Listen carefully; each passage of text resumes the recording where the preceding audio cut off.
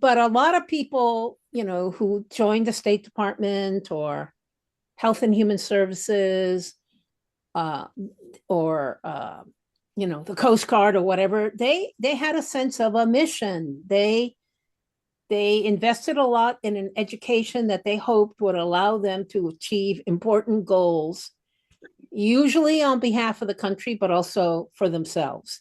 And that has really um, destroyed, maybe too strong a word, but disrupted for sure. Hmm. I feel like and Adam, it feels like you're both familiar with, way more familiar than I am with federal workers who decided to go pursue a mission. I'm I'm familiar with scientists who have pursued missions since they were kids about that, their deal. So in that sense, there's the diagram overlap. But um, there's a significance that's about the individual ego, and there's a significance that's about self-transcendence. Like, I would like to be of significance to something that's larger than me.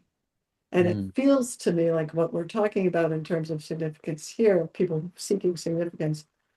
I don't believe, Adam, that people are coming, maybe I'm wrong, but I don't believe people are coming to you to say, how can I build up my ego? It feels to me like they're looking for their mission where can make a difference.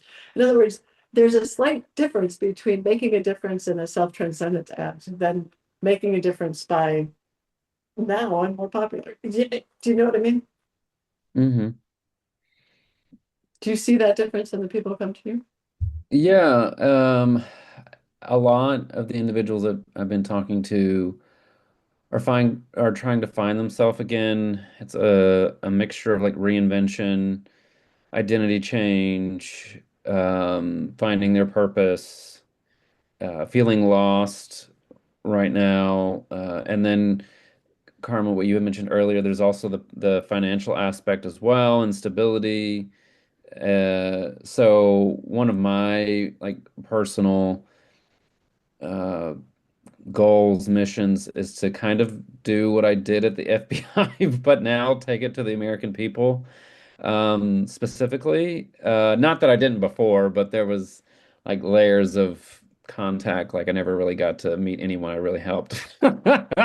So now I have an opportunity to actually come face to face with people like my analysis and intuitive gifts, to help individuals. So in that way, if I'm hearing you, Julia, I think I'm using sort of the theme of your comment, to support individuals as they go through this really hard time. So, yeah.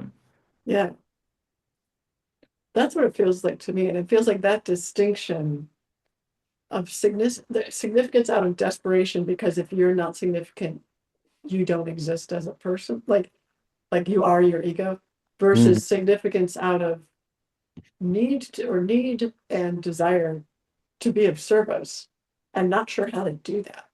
Hmm. Yeah.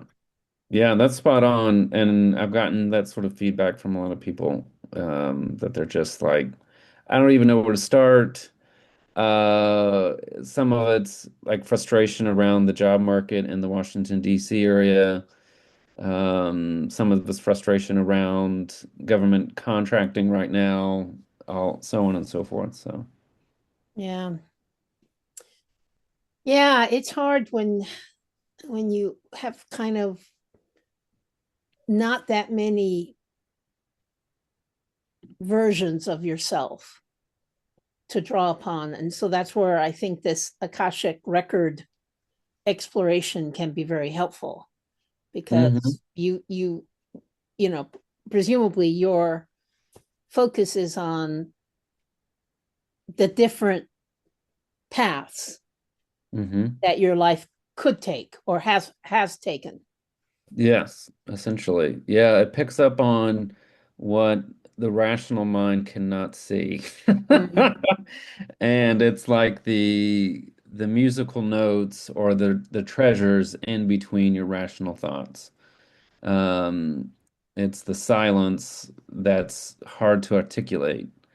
And that's where observing energy frequencies is more the solution.